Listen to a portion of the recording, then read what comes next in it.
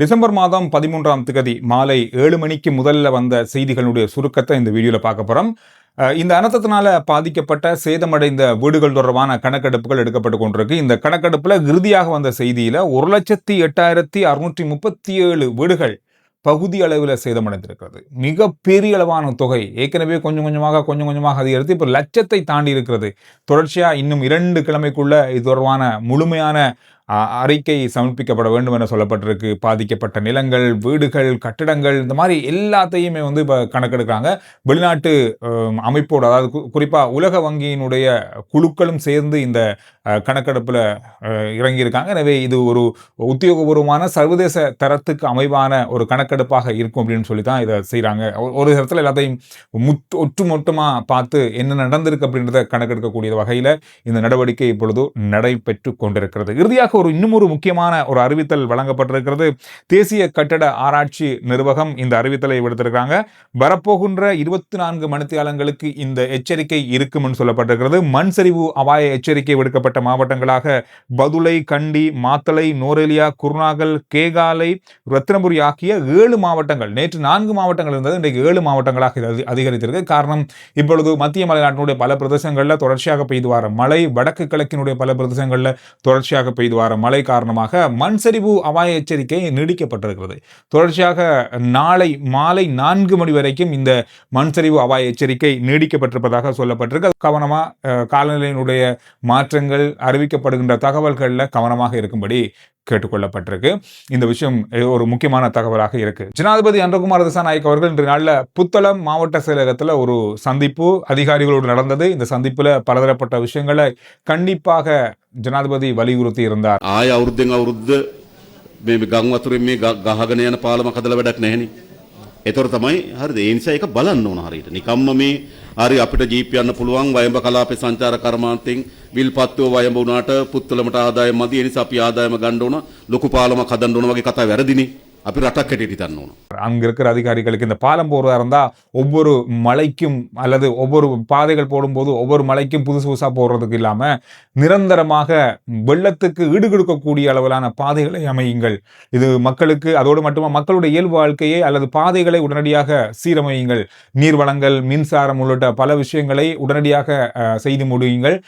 அதோடு மட்டுமில்லாமல் வருகின்ற 25ஆம் தேதிக்கு முதல்ல அத்தனை நிவாரண கொடுப்பனவுகளையும் கொடுத்து முடியுங்கள் என்ற கண்டிப்பான பல உத்தரவுகளை ஜனாதிபதி அதிகாரிகளுக்கு பிறப்பித்திருந்தார். காரணம், ஒவ்வொரு அதிகாரிகளும் ஒவ்வொரு விதமான தங்களுக்கு ஏற்ற மாதிரியான பல குறைகளையும் குற்றச்சாட்டுகளையும் இந்த மாதிரியான பல கோரிக்கைகளை முன்வச்சாங்க. ஆனால் ஜனாதிபதி சில விஷயங்கள்ல உறுதியாக இதுதான் நீங்க செய்ய வேண்டியிருக்கும், இந்த விஷயத்தை உடனடியாக செய்து முடியுங்கள் என்ற இறுக்கமான அல்லது கண்டிக்கத்தக்க வகையில சில விஷயங்களை அங்கு வெளிக்கொண்டிருந்தார். 20,000க்கும் அதிகமான வீடுகள் புத்தளம் மாவட்டத்தில் மட்டும் பாதிக்கப்பட்டிருக்கு. எனவே இந்த மாதிரி பல விஷயங்கள் அங்கு இருக்கிறதால ஜனாதிபதி இன்றைய நாளில் நேரில் சென்று அங்கு சந்திப்புகளையும் மக்களையும் நேரில் சென்று சந்தித்து கலந்துரையாடி இருந்தார். மண் சரிவு ஏற்பட்ட பல இடங்களை அரசாங்கம் தன்வசப்படுத்தி அதற்கு பதிலாக மக்களுக்கு புதிய காணிகளையும் அல்லது அதற்கான இழப்பீடுகளையும் வழங்குவதற்கான நடவடிக்கைகளை இறங்கி இருப்பதாகவும் அதற்கான ஆய்வுகள் இப்பொழுது நடந்து வருவதாக சொல்லப்பட்டிருக்கு. ஒரு நல்ல விஷயம் தான்.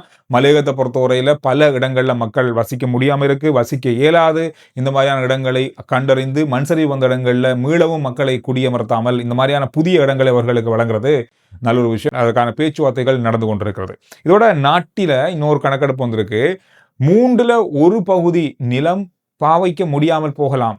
வரப்போற ஆய்வுகளுடைய அறிக்கை அப்படித்தான் சொல்ல போதாம். காரணம் சொன்னா அந்த அளவுக்கு மண் சரிவால் பாதிக்கப்பட்ட இடங்கள் அதிகரித்து இருக்கிறது. தொடர்ச்சியாக மண் சரிவு அபாயம் இருக்கும். இன்னொரு 2 வருஷத்துலையோ அல்லது இன்னும் கொஞ்சம் காலத்திலோ இல்லை அடுத்த மாதத்திலோ எப்போ வேணாலும் மண் சரிவு ஏற்படலாம் என்ற அளவில் நிறைய இடங்கள் இப்பொழுது அடையாளம் காணப்பட்டிருக்கிறது. அந்த பிரதேசங்கள்லாம் மக்கள் வசிக்கிறாங்க. இது எல்லாத்தையும் ஒரு கட்டுப்பாட்டுக்குள்ள கொண்டு வரதுக்கான விரைவான நடவடிக்கை இப்பொழுது எடுக்கப்பட்டு கொண்டிருக்கு. இந்த மாதம் கடைசி பகுதி, ஜனவரியினுடைய ஆரம்ப பகுதி, இந்த காலகட்டத்துக்குள்ள மழை நாட்டில் அதிகமாக பெய்யக்கூடும். இன்னொரு வெள்ள அபாயம் ஏற்படக்கூடிய வாய்ப்புகள் இருப்பதாக இப்பொழுது எதிர்வு கூறப்படுது. சில நேரங்களில் புயல் காற்று, குறிப்பாக வங்காள விரிகுடாவில் ஏற்படக்கூடிய தாளமுக்கம், அது இலங்கையினுடைய வான்பரப்பில் அதிகளவான மழையை தரக்கூடிய அளவாக இருக்கும் என்று சொல்லி கணிக்கப்படுகிறது. இதனை மையப்படுத்தி இப்பொழுது இராணுவத்தினர், அதிகாரிகள் அதற்கு ஏற்ற வகையில் இப்பொழுது தயார் நிலைப்படுத்தப்படுவதாகவும் சொல்லப்பட்டிருக்கு. இது பயப்பட வேண்டிய செய்தி இல்லை. ஆனாலும் இது இப்ப ஏற்கனவே நடந்த ஒரு விஷயத்துல பட்ட அனுபவத்தை இன்னும் ஒரு தடவை மக்கள் அனுபவிக்க கூடாது கூடாது அப்படின்ற அடிப்படையில் முன் ஆயத்த நடவடிக்கைகளை செய்வதற்கான தயார்படுத்தல்களும் இலங்கை இப்பொழுது அது தொடர்பாகவும் கவனம் செலுத்தி வருவதாக சொல்லப்பட்டிருக்கு. நாட்டில் ஏற்பட்டிருக்கின்ற அனர்த்தத்தினால் பாதிக்கப்பட்ட மக்களை சந்தித்து நிறைய இடங்களில் நிவாரணப் பொருட்கள், உதவிப் பொருட்கள் கொடுக்கப்படுது. இந்த உதவி பொருட்களை பெற்றுக்கொள்கின்ற சிறுவர்கள், குழந்தைகள் அவங்களுடைய புகைப்படங்களை, வீடியோக்களை காட்சிப்படுத்துறதை தவிர்த்து கொள்ளுமாறு இன்றைய நாளில் ஊடகங்களுக்கும், பிரதான ஊடகங்களுக்கும், சமூக ஊடகங்களுக்கும் கோரிக்கை விடுக்கப்பட்டிருக்கிறது. சிறுவர் மற்றும் மகளிர் விவகார அமைச்சின் மூலமாக தான் இந்த அறிவித்தல் கொடுக்கப்பட்டிருக்கு. காரணம், அவங்களுடைய சுதந்திரம் இதில் மீறப்படுகிறது, அவங்களுக்கான தனிப்பட்ட விஷயங்கள் வெளியில போகுது, அவங்களுடைய தனிப்பட்ட முறையிலான வாழ்க்கை முறை வெளியில போகுது. இது தொடர்பான விஷயங்களை சேகரித்து கொண்டு அவர்கள் தவறுதலாக பயன்படுத்தப்படக்கூடிய வாய்ப்புகள் இருக்கு. இதனால அவங்களுடைய முகங்களை காட்சிப்படுத்துறதை தவிர்த்து கொள்ளுமாறு வேண்டுகோள் விடுக்கப்பட்டிருக்கு. நல்ல ஒரு விஷயம் இது. நிறைய இடங்கள்ல இது பார்க்கக்கூடியதாக இருக்கு. நிறைய சின்னவங்களுடைய அங்க இருக்கிறவங்களுடைய புகைப்படங்கள், அவங்க பேசுற விஷயங்கள் நிறையவே ஊடகங்கள்ல கூட பார்க்கக்கூடியதாக இருந்தது. எனவே இதை தவிர்க்க சொல்லியிருப்பதுன்றது ஒரு வரவேற்கக்கூடிய விஷயம் தான்.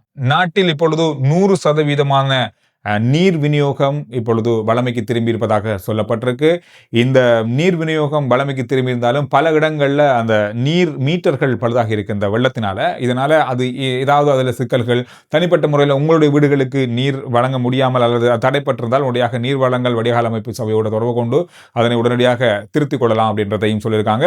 99% மின்சார இணைப்புகள் இப்பொழுது வழங்கப்பட்டிருக்கிறது. இங்கேயும் சில இடங்கள்ல சில வீடுகளில் தனிப்பட்ட முறையில் வயர்களோ அல்லது மீட்டர்களோ ஏதாவது பழுதுகள் ஏற்பட்டிருந்தால் அந்தந்த வீடுகளுக்கான மின்சாரத்தையும் விரைவாக திருத்தி கொடுப்பதற்கு அது தொடர்பான அறிவித்தல்களை அல்லது முறைப்பாடுகளை மின்சார சபைக்கு தெரிவிக்கலாம் அப்படின்னு சொல்லியிருக்காங்க. கிட்டத்தட்ட இப்பொழுது அது வளமைக்கு திரும்பி இருப்பதாக சொல்லப்பட்டிருக்கு. நல்ல விஷயம். இது மிக விரைவாக இது மீட்டெடுக்கப்பட்டிருக்கிறதாகவும், பல பாதைகள், ஒரு சில இடங்களில் பாதைகள் இன்னும் திருத்தப்படாமல் இருப்பதால திருத்த பணிகளுக்கான பொருட்களை இங்கு கொண்டு செல்ல முடியாததன் காரணமாக சில இடங்களில் இன்னும் மின்சாரம் வழங்கப்பட முடியாத நிலை இருப்பதாகவும், அதுவும் இன்னும் 2-3 நாட்களுக்குள் அது முழுமை பெறும் அப்படின்னு சொல்லி மின்சார சபை அறிவிச்சிருக்காங்க.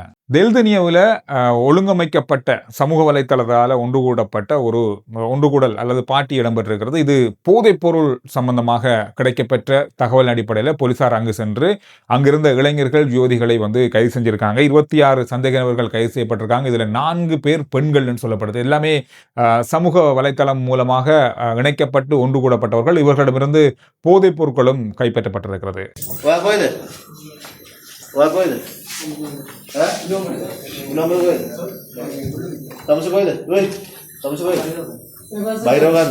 இலங்கையிலிருந்து வெளிநாடுகளுக்கு சென்று வேலை செய்து அங்கு உழைக்கின்ற பணத்தை இலங்கையினுடைய வங்கிகள் மூலமாக நாட்டுக்கு அனுப்பியிருக்கிற பணத்தினுடைய தொகை ஜனவரியிலிருந்து இந்த நவம்பர் மாதம் வரைக்கும் 7.19 பில்லியன் அமெரிக்க டாலர்கள், மிகப்பெரிய அளவான தொகையை இலங்கையிலிருந்து வெளிநாடுகளுக்கு வேலைக்காக போனவங்க அனுப்பியிருக்காங்க. இது அரசாங்கத்துக்கு அனுப்பின காசு இல்லை, அவங்களோட சொந்தக்காரர்களுக்கு அல்லது அம்மா அப்பாவுக்கு, குடும்பத்தினருக்கு, பிள்ளைகளுக்கு அனுப்பப்பட்ட காசு. இந்த பணம் இலங்கை மத்திய வங்கிட்டே இல்லாத அளவு. இலங்கை மத்திய வங்கிட்டே 4 பில்லியன் தான் இருக்கு. ஆனால் 7.19 பில்லியன் அனுப்பப்பட்டிருக்கு. மிக பாரிய அளவான தொகையை மக்கள் இப்பொழுது வங்கிகளில் அனுப்பியிருக்காங்க. ஒரு முக்கியமான விஷயத்தை ஞாபகப்படுத்தலாம். அதாவது வங்கிகளில் வெளிநாடுகளுக்கு சென்று வேலை செய்து அங்கு உழைக்கின்ற பணத்தை இலங்கையினுடைய வங்கிகள் மூலமாக இங்கே அனுப்பும் போது அந்த வருமானத்துக்கு வரி இல்லைன்றது உங்களுக்கு நல்லா தெரியும். எனவே இது ஒரு முக்கியமான விஷயம். அந்த பணம் எல்லாமே வங்கிகளில் வாரத்துக்கு. இந்த விஷயங்கள் தான் இந்த நாளில் பார்க்கப்பட்ட மிக முக்கியமான செய்திகளுடைய சுருக்கம். அடுத்த வீடியோவில் நான் உங்களை